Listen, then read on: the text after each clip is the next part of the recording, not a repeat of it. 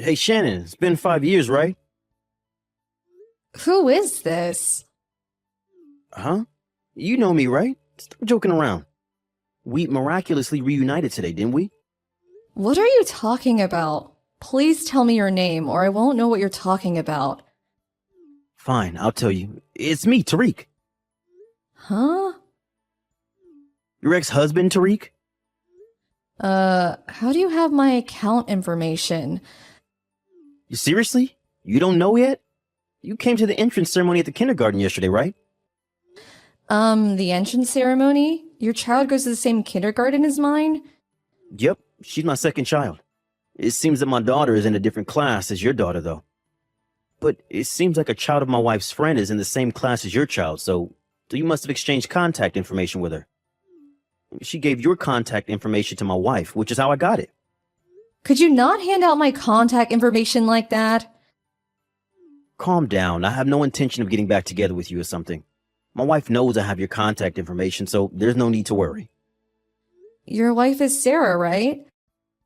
The woman you cheated on me with 5 years ago, which was the cause of our divorce and also an old friend of mine. It's obvious she finds the situation hilarious. Yeah, kind of. I mean, I think it's hilarious as well. Don't contact me anymore. What? I guess it can't be helped if we see each other at the kindergarten, but I have no intention of being friendly with you two. Bye.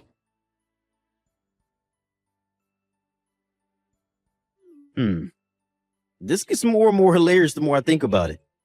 If you, who is infertile, were at the kindergarten, then that must mean that you married someone who already had children. Huh?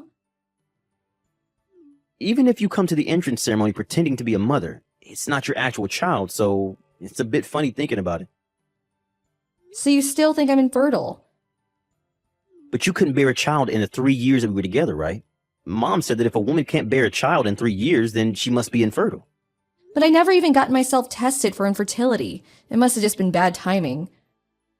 But the truth is that you couldn't have a child, which means that you're infertile.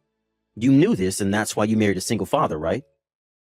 I'm my husband's first wife, and the child that was born between us is also his first child. Stop being delusional. I'm delusional? Yeah, these are the sad fantasies of a woman who can't give birth. You really are strange. Fine. Our children go to the same kindergarten, so we'll probably see each other again whether we want to or not. So I'll tell this to you now to prevent any misunderstandings in the future. What is it? I've already given birth to 3 children. Huh? My eldest son, who's 3 years old, the one who came to the entrance ceremony yesterday, and 2 twin daughters who were half a month ago. Huh? You're infertile but have 3 children? That means your husband had 3 children with his previous wife, right? Stop making weird excuses. It's confusing. I gave birth to all 3 of them. But you're infertile and...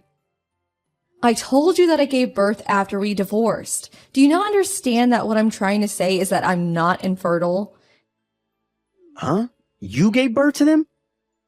Yes, that's what I told you multiple times. Oh, and it's not like I underwent some sort of infertility treatment. I gave birth to them naturally. Then why didn't you get pregnant in the 3 years you were married to me? Why are you asking me that?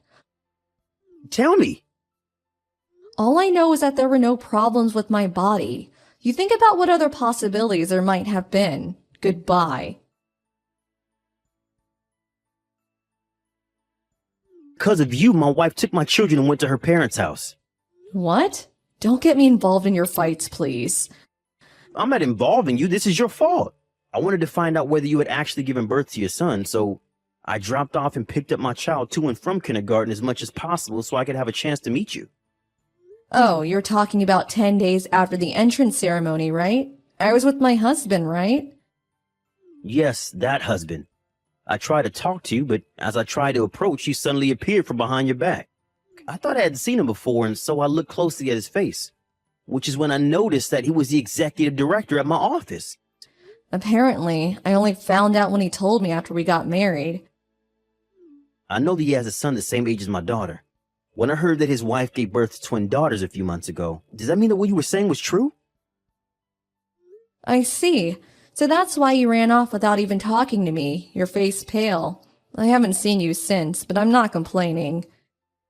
Something terrible has happened to me. What? I did a bit of research after that and found out that men being infertile is more common than I thought. I did a DNA test with my child. The result was, well, he was my child.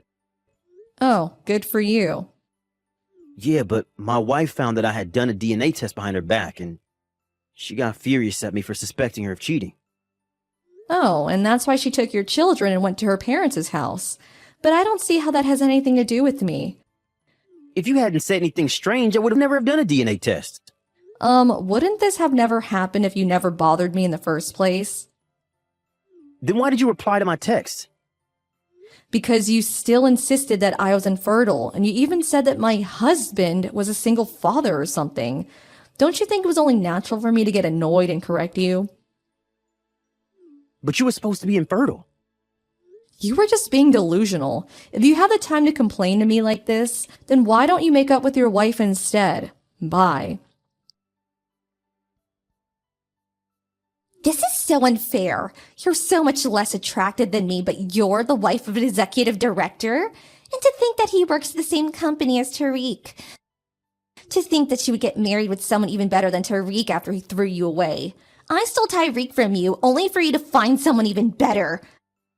Unfair! That's so unfair. I'm gonna steal this new husband of yours. I can't do this anymore. Huh? My family's on the verge of collapse again. Oh, you're talking about how Sarah tried to seduce my husband into going to a hotel together, right? I heard that Sarah was a newly hired part-time worker at you and my husband's client company. Apparently, my husband filed a complaint, so it's only a matter of time before she gets fired, though. What is this? Ever since I met you at the kindergarten again, my life has been crumbling apart piece by piece. You're making this my fault again? Is this a hobby of yours or something? Why did you put your child into that kindergarten? Did you do it on purpose? You were jealous of me and Sarah, and I don't have enough time on my hands for such stupid matters. you're saying this is stupid? Yes, no matter how you look at it. What? Why don't you calm down and think about this logically? It just happened to be the case that we enrolled our children in the same kindergarten. I didn't do anything to you. Do you understand that? Uh-oh. Which means that if you hadn't went out of your way to get my contact information just to annoy me, this never would have happened. Don't make me repeat myself over and over. Shannon, I turned in my divorce papers earlier, so could you get divorced as well and get back together with me? Huh? Let's just give custody of our children to our current partners and give birth to children of our own. It seems that neither of us are infertile, so you were getting a bit old to give birth, but you can handle one more, right? Jesus, will you seriously never leave me alone? What? It's been medically proven that too much stress makes it more difficult to have children. What? What are you trying to say? Don't you get it? Huh? You bothering me like this all the time is a huge source of stress. Your parents were the same when they were living with us. My parents? Yes, they were just like you. Every time I met them, the first thing they would say was, "Give us a grandchild." They would tell me this more than a dozen times each day, which almost drove me to insanity. But they never said that to Sarah. Of course they didn't. What? You have an older child, right? Sarah got pregnant with this child, which is also why you divorced me.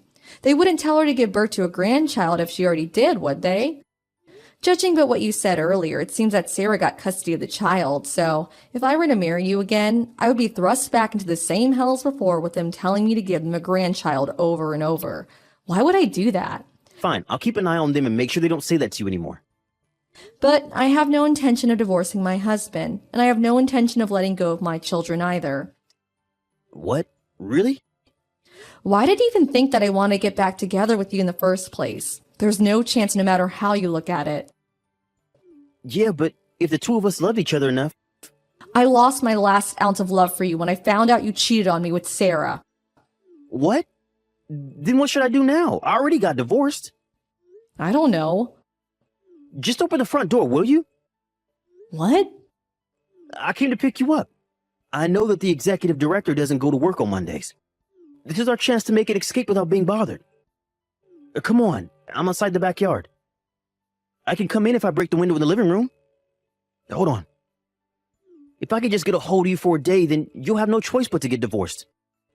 Are you an idiot? Huh? Is that how you talk to your husband? If the executive director doesn't go to work on Mondays, then he isn't at the office now, right? Yeah, that's why. Then doesn't that mean there's a high probability that he's currently at home? In fact, he is. Huh? Apparently, he's going to tell the company about this. No way. We already called the police, by the way. I hear sirens. There's no use trying to run anymore. Goodbye.